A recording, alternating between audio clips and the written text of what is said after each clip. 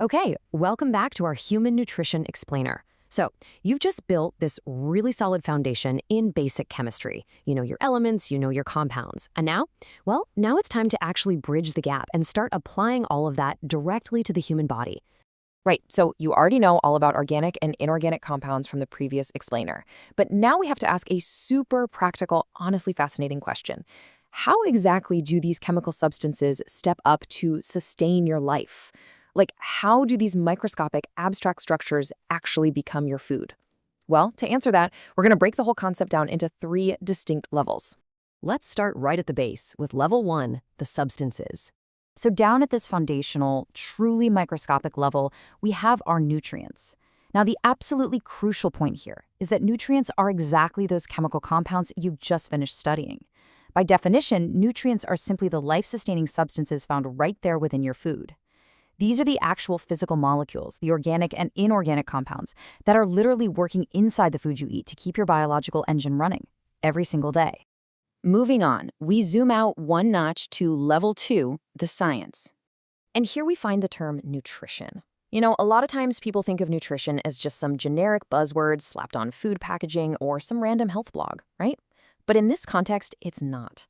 Nutrition is the rigorous scientific study of exactly how your body processes and uses those life-sustaining nutrients. We're talking about the science of what happens from the literal second those chemical compounds enter your body to how they get broken down and ultimately how they fuel your cells. Finally, we zoom all the way out to level three, the behavior. This brings us to the macroscopic, human level, where we're looking at your daily behavioral choices. This is your diet.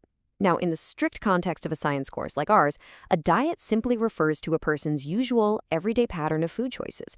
It's basically just the behavioral mechanism you rely on to actually deliver those essential chemical compounds into your system. Actually, let's pause and contrast the colloquial assumptions with the scientific reality for a second. In pop culture, if someone says they're going on a diet, it almost always implies restricting food to lose weight, right? But here, I really want you to remember that a diet is just your usual pattern of food choices. Nothing more, nothing less. Literally, every single person on Earth has a diet. Whether your diet is perfectly balanced, strictly routine, or, completely chaotic, it's all just your diet. Okay, bringing this all together, this really builds your conceptual scaffolding for the rest of the semester. This simple three-step flow is pretty much everything.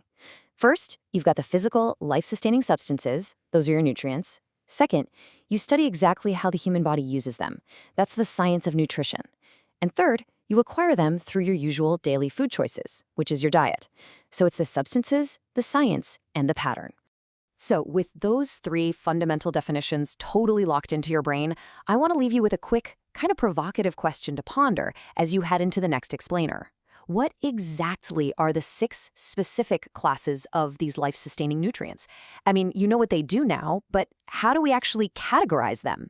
Well, we are going to unpack those 6 specific classes next. So stay curious, keep this conceptual framework in the back of your mind, and I'll catch you in the next explainer.